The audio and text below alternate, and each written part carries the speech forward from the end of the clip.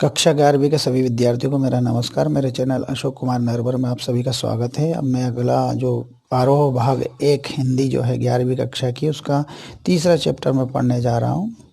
इसमें लिखा अच्छी तकनीक वह है जिसका इस्तेमाल दिखाई ना पड़े। पटकथा 16 के साक्षात्कार से है ये। सत्यजीत रे का पाठ है। सत्यजीत राय, जन्म सन 1921, कोलकाता पश्चिम बंगाल। प्रमुख फिल्में अपराजिता, अपू का संसार, जलसाघर, देवी चारुलता, महानगर, गोपी गायन, बाका बायन,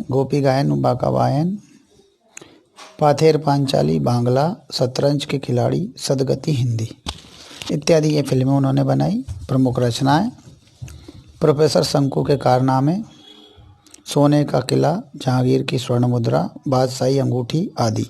प्रमुख सम्मान: फ्रांस के लेजन डी ऑनर, पूरे जीवन की उपलब्धियों पर ऑस्कर और भारत रत्न सहित फिल्म जगत का हर महत्वपूर्ण सम्मान मिला इनको। मृत्यु सन 1992। सत्यजीत राय की बात है। भारतीय सिनेमा को कलात्मक ऊंचाई प्रदान करने वाले फिल्मकारों में सत्यजीत राय अगली कतार में हैं। इनके निर्देशन में पहली फीचर फिल्म पाथेर पांचाली बांग्ला 1955 में प्रदर्शित हुई। उसने राय को अंतर्राष्ट्रीय स्तर पर प्रतिष्ठा प्राप्त करने वाला भारतीय निर्देशक बना दिया। इनकी फीचर फिल्मों की कुल संख्या 30 के लगभग है। इन फिल्मों के जरिए इन्होंने फिल्म विधा को समृद्ध ही नहीं किया बल्कि इस माध्यम के बारे में निर्देशकों और आलोचकों के बीच एक समझ विकसित करने में भी अपना योगदान दिया। ध्यान देने की बात है कि इनकी ज़्यादातर फिल्में साहित्यिक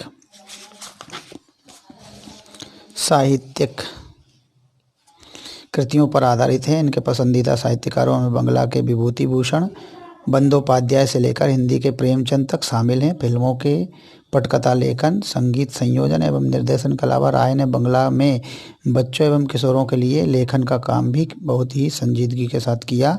इनकी लिखी कहानियों में जासूसी रोमांच के साथ साथ पेड़ पौधे तथा पशु पक्षी का सहज संसार भी है। अब यहाँ पर बताया गया है अपू के साथ 2.5 साल नामक संस्मरण पाथेर पांचाली फिल्म के अनुभवों से संबंधित है, जिसका निर्माण भारतीय फिल्म के इतिहास में एक बहुत बड़ी घटना के रूप में दर्ज है। इससे फिल्म के सृजन और उसके व्याकरण से संबंधित कई बारीकियों का पता चलता है। यही नहीं, जो फिल्मी दुनिया में हमें अपने ग्लैमर से चुंधियाती हुई जान पड़ती है, उसका एक ऐसा सच हमारे सामने आता है जिसमें साधनहीनता के बीच अपनी कला दृष्टि को साकार करने का संघर्ष भी है। इस पाठ का भाषांतर बंगला मूल से विलास गीते ने किया।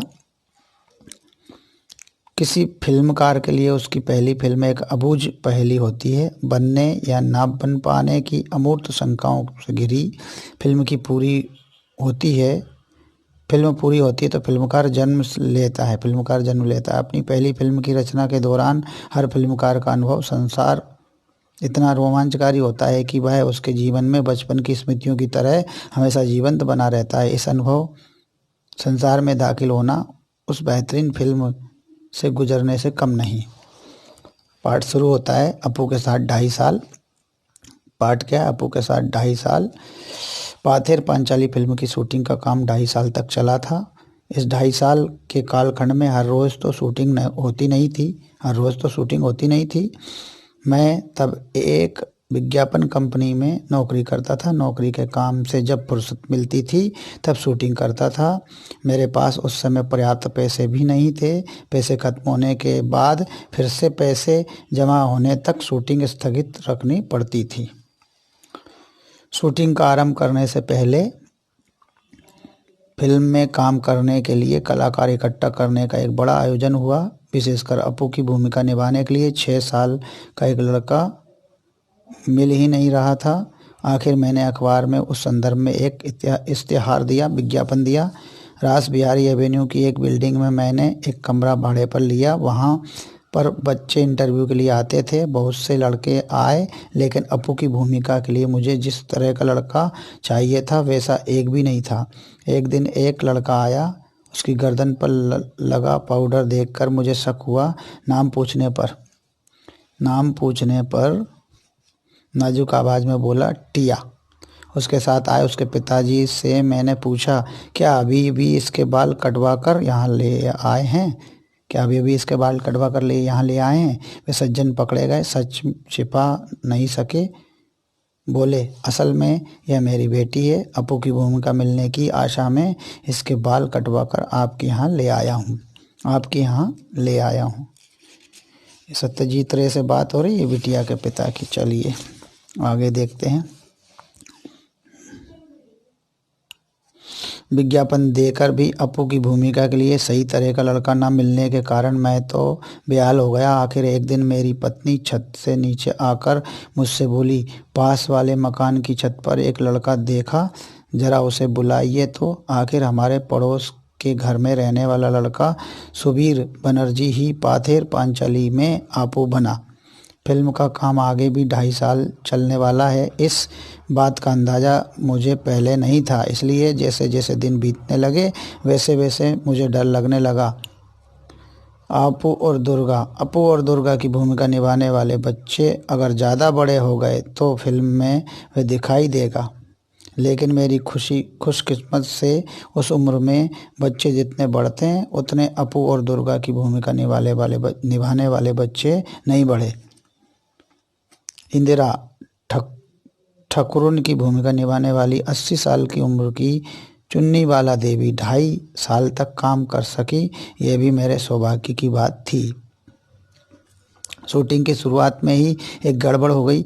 अपू और दुर्गा को लेकर हम कलकत्ता से 70 मील पालसिट नाम के एक गांव गए। वहाँ रेल लाइन के पास काश फूलों से भरा एक मैदान था। अपू और दुर्गा पहली बार रेलगाड़ी देखते हैं। इस सीन की शूटिंग हमें करनी थी। यह सीन बहुत ही बड़ा था। एक दिन में उसकी शूटिंग पूरी होना नामुमकिन था। कम से कम 2 दिन लग सकते थे। पहले दिन जगद्धात्री पूजा का त्यौहार था। दुर्गा के पीछे पीछे दौड़ते हुए अपू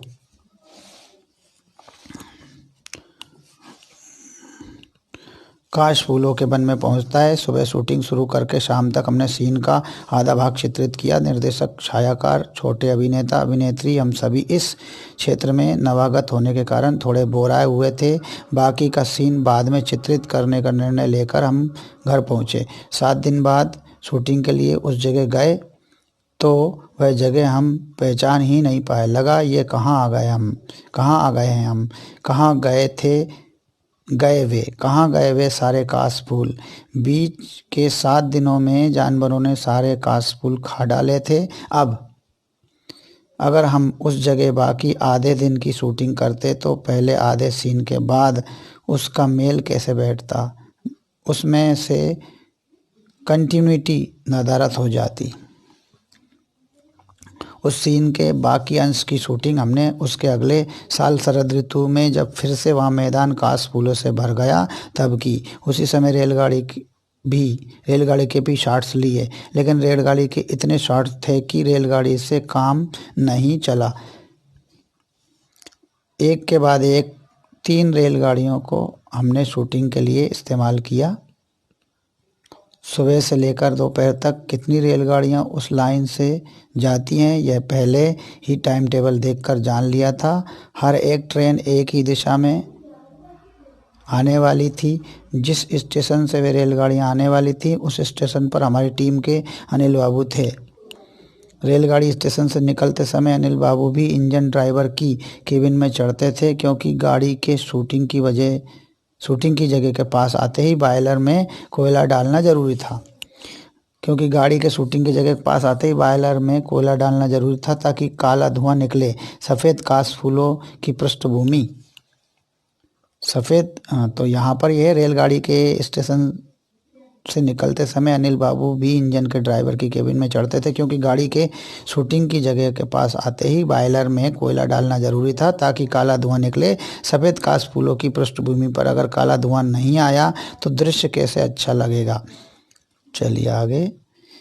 पथेर पांचाली फिल्म में जब यह सीन दिखाई देता है तब दर्शक पहचान नहीं पाते कि उस सीन में हमने 3 अलग अलग रेलगाड़ियों का इस्तेमाल किया है। आज के डीजल और बिजली से चलने वाले इंजनों के युग में वह दृश्य उस प्रकार से हम चित्रित न कर पाते।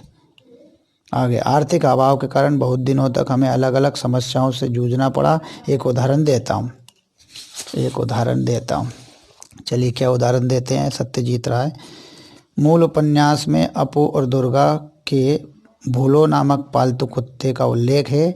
गांव से ही हमने एक कुत्ता प्राप्त किया और वह भी हमसे ठीक बर्ताव करने लगा। फिल्म में एक दृश्य ऐसा है, अपू की माँ सर्वजया अपू को भात खिला रही है। भूलो कुत्ता दरवाजे के सामने आंगन में बैठकर अपू की भात का खाना देख रहा है। अपू के हाथ में छोटे तीर कमान है। खाने में उसका पूरा ध्यान नहीं है। वह माँ की ओर पीठ करके बैठा हुआ है। वह तीर कमान खेलने के लिए उतावला है। अपू खाते खाते ही कमान से तीर छोड़ता है। उसके बाद खाना छोड़कर तीर वापस लाने के लिए जाता है। सर्वजया बाएं हाथ में वह थाली और दाहिने हाथ में निवाला लेकर बच्चे के पीछे दौड़ती है, लेकिन बच्चे के भाव देखकर वह जान जाती है कि वह अब कुछ नहीं खाएगा। भूलो कुत्ता भी खड़ा हो जाता है। उसका ध्यान सर्वजया के हाथ में जो भात की थाली है उसकी ओर है। इसके बाद वाले शॉट में हमें ऐसा दिखाना था कि सर्वजया थाली में बचा भात एक गमले में डाल देती है और भूलो वह खाता है, लेकिन यह शॉट उस दिन ले नहीं सके क्योंकि सूरज की रोशनी खत्म हुई और उसी के साथ हमारे पास जो पैसे थे वे भी खत्म हुए। 6 महीने के बाद फिर से पैसे इकट्ठा होने पर हम फिर बोडाल गांव में उस सीन का बाकी अंश चित्रित करने के लिए गए, लेकिन वहां जाने पर समाचार मिला कि भूलो कुत्ता अब इस दुनिया में नहीं है। अब क्या होगा? खबर मिली कि भूलो जैसा दिखने वाला एक और कुत्ता गांव में है। अब लाओ पकड़ के उस कुत्ते को। सचमुच यह कुत्ता भूलो जैसा ही दिखता था। वह भूलो से बहुत ही मिलता जुलता था। उसके शरीर का रंग तो भूलो जैसा बादामी था ही।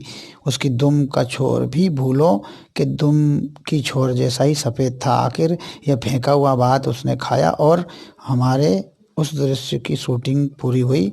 फिल्म देखते समय यह बात किसी के भी ध्यान में नहीं आती कि एक ही सीन में हमने भूलो की भूमिका में 2 अलग अलग कुत्तों से काम लिया है। आगे देखते हैं क्या है। और फिर सिर्फ कुत्ते के संदर्भ में ही नहीं, आदमी के संदर्भ में भी ऐसी ही समस्या से पाथेर पांचाली की शूटिंग के दौरान उलझना पड़ा। और सिर्फ कुत्ते के संदर्भ में ही नहीं, आदमी के संदर्भ में भी ऐसी ही समस्या से पाथेर पांचाली की शूटिंग के दौरान उलझना पड़ा था। श्रीनिवास नामक घूमते मिठाई वाले से मिठाई खरीदने के लिए अपू और दुर्गा के पास पैसे नहीं है। वे तो मिठाई खरीद नहीं सकते, इसलिए अपू और दुर्गा उस मिठाई वाले के पीछे पीछे मुखर्जी के घर के पास आते हैं। मुखर्जी अमीर आदमी हैं, वे तो मिठाई जरूर खरीदेंगे और उनका मिठाई खरीदना देखने में ही अपू और दुर्गा की खुशी है। इस दृश्य का कुछ अंश चित्रित होने के बाद हमारी शूटिंग कुछ महीने के लिए स्थगित हो गई। पैसे हाथ आने पर फिर जब हम गांव में शूटिंग करने के लिए गए तब खबर मिली कि श्रीनिवास मिठाई वाले की भूमिका जो सज्जन कर रहे थे उनका देहांत हो गया है। अब पहले वाले श्रीनिवास का मिलता जुलता दूसरा आदमी कहाँ से मिलेगा? आखिर श्रीनिवास की भूमिका के लिए हमें जो सज्जन मिले उनका चेहरा पहले वाले श्रीनिवास से मिलता जुलता नहीं था, लेकिन शरीर से वे पहले श्रीनिवास जैसे ही थे। उन्हीं पर हमने दृश्य का बाकी अंश चित्रित किया। फिल्म में दिखाई देता है कि 1 नंबर श्रीनिवास बांसबंद से बाहर आता है और अगले शॉट में 2 नंबर श्रीनिवास कैमरे की ओर पीट करके मुखर्जी के घर के गेट के अंदर जाता है। पाथेर पांचाली फिल्म अनेक लोगों ने एक से अधिक बार देखी है, लेकिन श्रीनिवास के मामले में यह बात किसी के ध्यान में आई है ऐसा मैंने नहीं सुना। इस श्रीनिवास के सीन में ही एक शॉट के वक्त हम बिल्कुल तंग आ गए थे और वह भी उस भूलो कुत्ते की वजह से। छोटे से पुकुर के पास मिठाई वाला खड़ा है और इस पार अपने घर के पास अपू दुर्गा मिठाई वाले की ओर ललचाई नज़र से देख रहे हैं। क्यों मिठाई खरीदेंगे? मिठाई वाले ने इस सवाल का वे ना में जवाब देते हैं। तब मिठाई वाला मुखर्जी के घर की ओर जाने लगता है। दुर्गा अपू से कहती है, दुर्गा अपू से कहती है, क्या कहती है?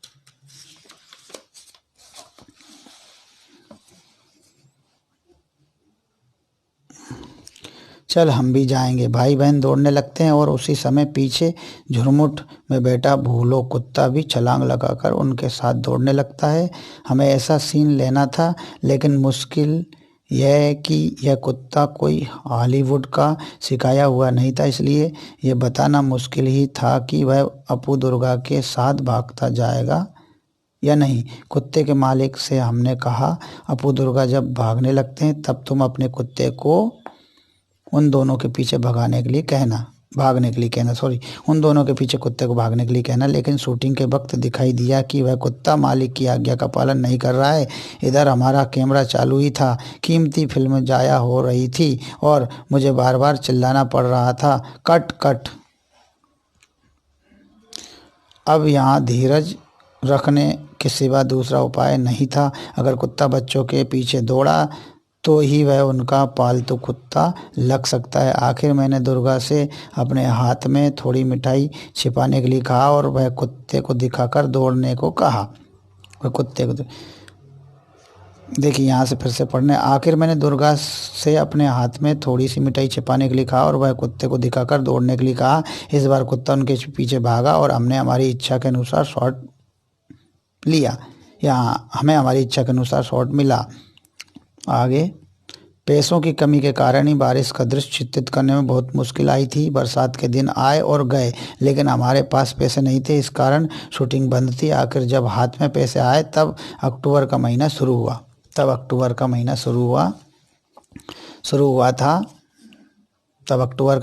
हुआ था। शरद ऋतु में निरभ्र आकाश के दिनों में भी शायद बरसात होगी। इस आशा से मैं अपू और दुर्गा की भूमिका करने वाले बच्चे, कैमरा और तकनीशियनों को साथ लेकर हर रोज देहात में जाकर बैठा रहता था। आकाश में एक भी काला बादल दिखाई दिया तो मुझे लगता था कि बरसात होगी। मैं इच्छा करता वह बादल बहुत बड़ा हो जाए और बरसने लगे। आखिर एक दिन हुआ भी वैसा ही। शरद ऋतु में भी आसमान में बादल छा गए और धुआंधार बारिश शुरू हुई। उसी बारिश में भीगकर दुर्गा भागती हुई आई और उसने पेड़ के नीचे भाई के पास आसरा लिया। भाई बहन एक दूसरे से चिपक कर बैठे। दुर्गा कहने लगी, नेबूर पाता कर्मचा है वृष्टि घरे जा। बरसात ठंड। अपू का बदन खुला, प्लास्टिक के कपड़े से ढके कैमरे को आंख लगाकर देखा तो वह ठंड लगने के कारण सिहर रहा था। शॉट पूरा होने के बाद दूध में थोड़ी ब्रांडी मिलाकर दी और भाई बहन का शरीर गर्म किया। जिन्होंने पतेर पंचाली फिल्म देखी है वे जानते ही हैं कि वह शॉट बहुत अच्छा चित्रित हुआ है। शूटिंग की दृष्टि से गोपाल ग्राम की तुलना में बोडाल गांव हमें अधिक उपयुक्त लगा। अपू दुर्गा का घर, अपू का स्कूल, गांव के मैदान, खेत, पुकुर, आम के पेड़, बांस की झुरमुट, ये सभी बातें बोडाल गांव में और आसपास हमें मिली। अब उस गांव में बिजली आ गई है, पक्के घर, पक्के रास्ते बन गए हैं।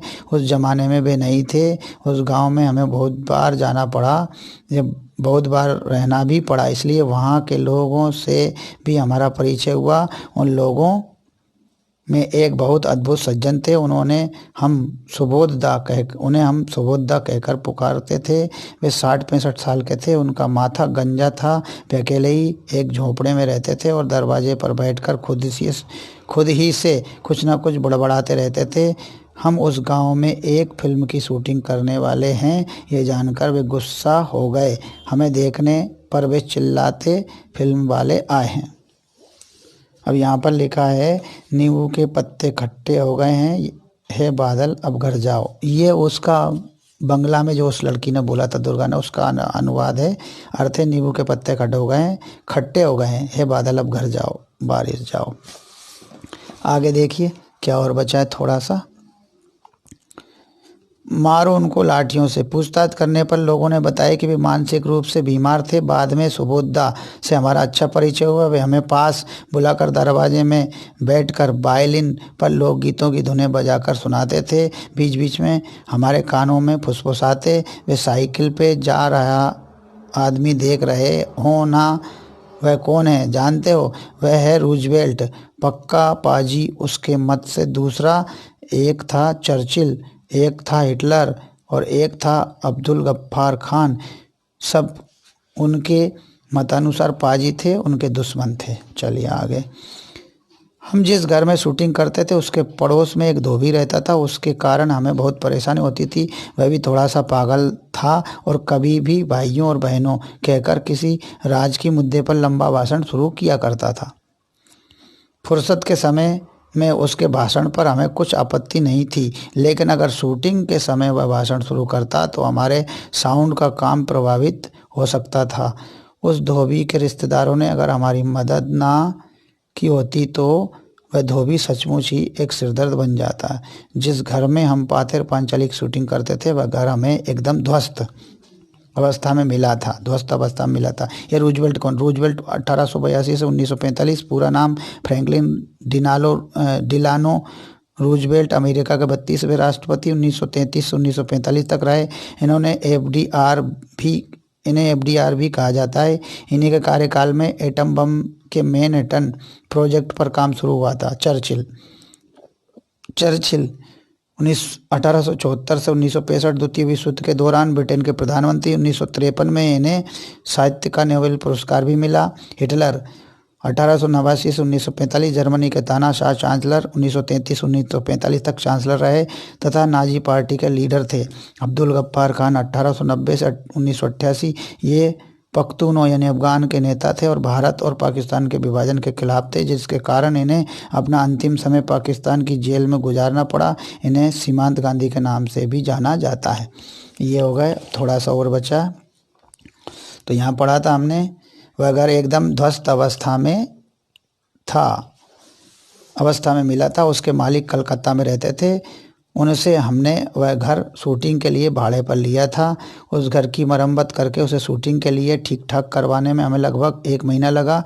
उस घर के एक हिस्से में एक के पास एक ऐसे कुछ कमरे थे वे हमने फिल्म में नहीं दिखाए। उन कमरों में हम अपना सामान रखा करते थे। एक कमरे में रिकॉर्डिंग मशीन लेकर हमारे साउंड रिकॉर्डिस्ट भूपेन बाबू बैठा करते थे।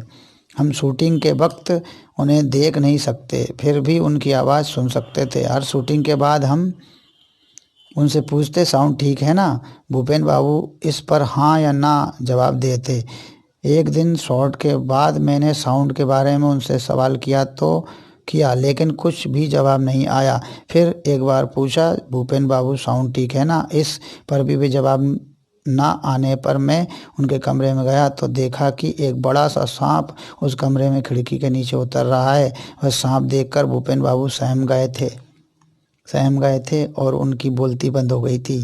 वह सांप हमने वहाँ आने पर कुछ ही दिनों के बाद देखा था। उसे मार डालने की इच्छा होने पर भी स्थानीय लोगों के मना करने के कारण हम उसे मार नहीं सके। वह वास्तु सर्प था और बहुत दिनों से वहाँ रह रहा था।